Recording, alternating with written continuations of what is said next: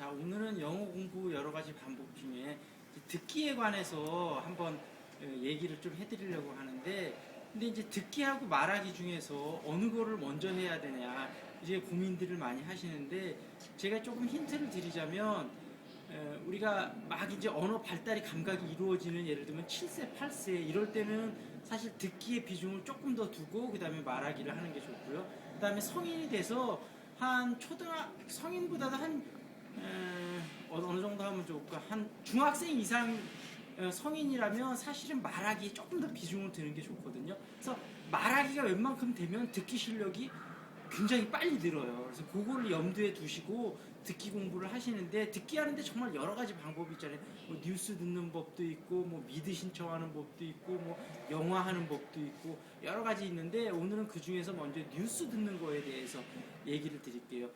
영어를 조금 하시는 분은 알겠지만 사실은 뉴스가 듣기 중에서 가장 쉬운 말 중에 하나예요. 왜냐하면 굉장히 발음이 깨끗하거든요. 근데 이제 초보자분들은 조금 어렵게 느끼는 게 어떤 부분이냐면, 말이 다소 좀 빠르다는 거하고 단어가 조금 어렵다는 부분인데, 그 부분만 좀 해결이 되면 사실은 뉴스가 가장 듣기 쉬운 듣기 방법 중에 하나예요.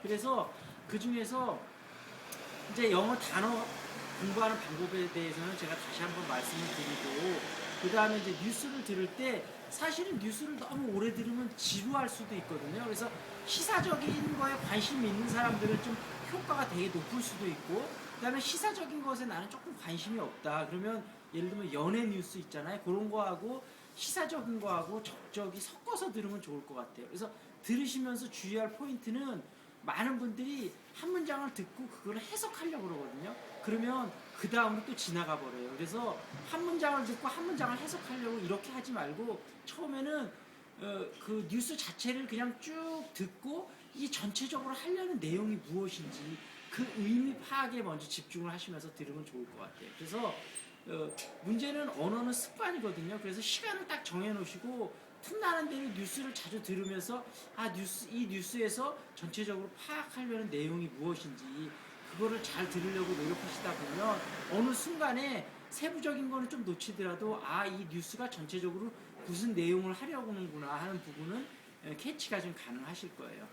그렇게 뉴스를 꾸준히 한번 듣는 거를 노력해 보세요.